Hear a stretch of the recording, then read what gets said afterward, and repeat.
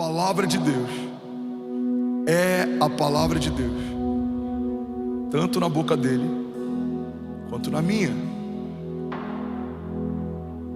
Pega isso aqui, irmão. Porque somos carregados de autoridade quando somos carregados de palavra? Porque a palavra de Deus continua sendo palavra de Deus, tanto na boca dele quanto na minha. Paulo diz: se um anjo descer do céu e apresentar para vocês um novo evangelho, considerem maldição, anátema. Nada vai ser acrescentado, nada pode ser removido, não pode ser atualizado. A palavra de Deus é perfeita porque ela não contém Deus, ela é Deus. A palavra de Deus é o próprio Deus. Ela é suficiente, ela é poderosa. Ela liberta cativos, ela quebra cadeias, ela cura enfermos, ela libera destinos, ela ativa promessas, ela libera milagres, ela renova o cansado, ela levanta o abatido, ela livra as famílias que fazem parte do povo de Deus, ela sustenta as promessas que saíram da boca do próprio Deus, ela nos dá direções, ela nos lembra da história, ela nos diz o que não fazer e ela nos mostra para onde estamos indo e o que Deus espera de nós. Ela é a nossa base de segurança, ela é onde devemos ancorar a nossa alma, ela é a base onde devemos sustentar aquilo que cremos. Se aquilo que cremos não corrobora com aquilo que Deus está falando, estamos crendo errado, precisamos nos arrepender. Se aquilo que esperamos não está alinhado com aquilo que Deus está dizendo a nosso respeito, precisamos ressignificar aquilo que estamos esperando, porque aquilo que Deus disse a meu respeito não vai acontecer nos céus, já aconteceu, está estabelecida como uma cláusula pétrea, não pode ser alterado, não é uma democracia, não depende de opiniões de homens, tanto faz se a criação ao meu redor não concorda com aquilo que Deus disse a meu respeito, aquele que prometeu é fiel para cumprir. Se o inferno não está feliz com aquilo que Deus disse a teu respeito, diga então para reclamarem com quem te estabeleceu. Foi ele quem escolheu Davi, o seu pai não escolheria Davi, os seus irmãos não escolheriam Davi, ele foi esquecido, estava abandonado, mas Deus mandou chamar Davi. José foi vendido, foi feito escravo, estava cativo, mas no tempo de Deus, Deus mandou chamar José.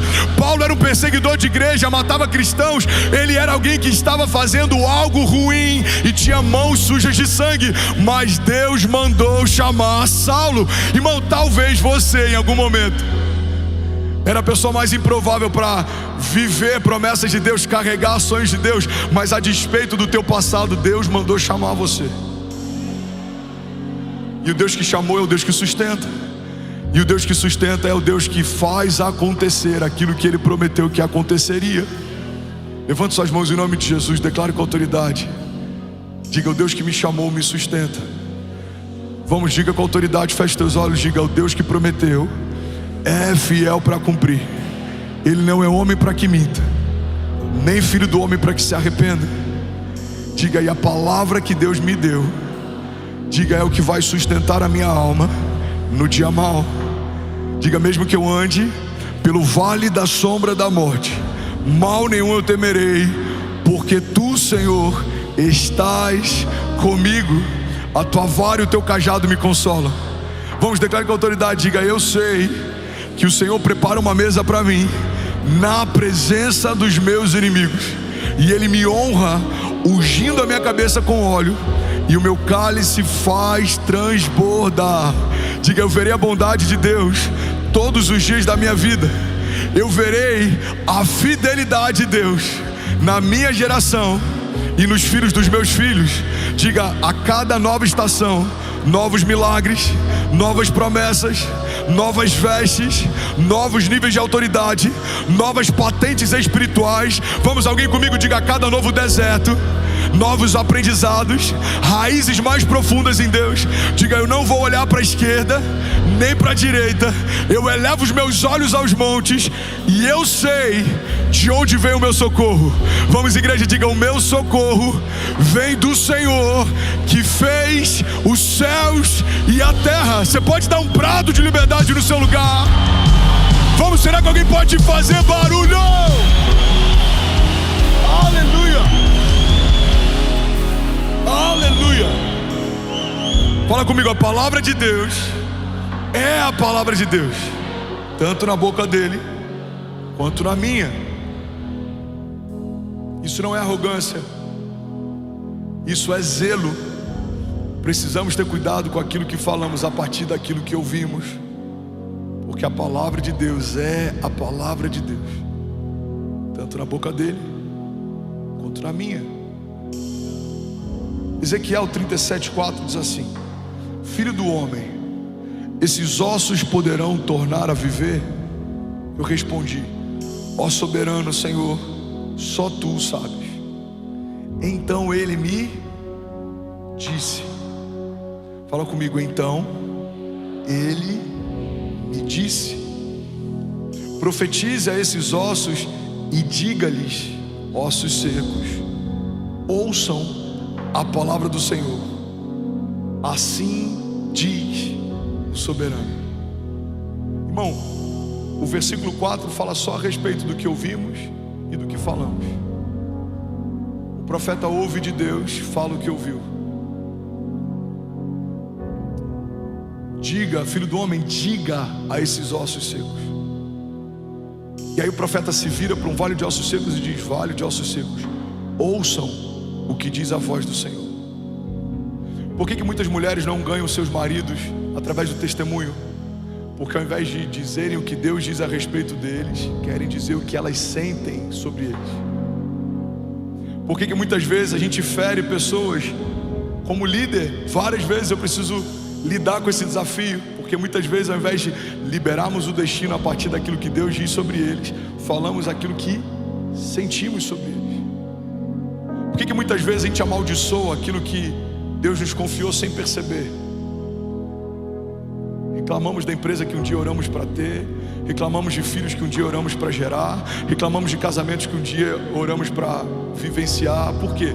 Porque quando a gente para de falar o que Deus fala, a gente começa a falar o que a gente sente. E é isso que tem roubado de muita gente o sobrenatural de Deus.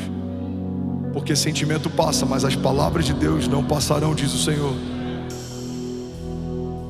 Falamos aquilo que não queríamos viver. Irmão, guarda isso aqui em nome de Jesus. A dinâmica que Deus estabeleceu a partir do poder da palavra da fé não é para falarmos o que não queremos viver, é para falarmos o que queremos viver.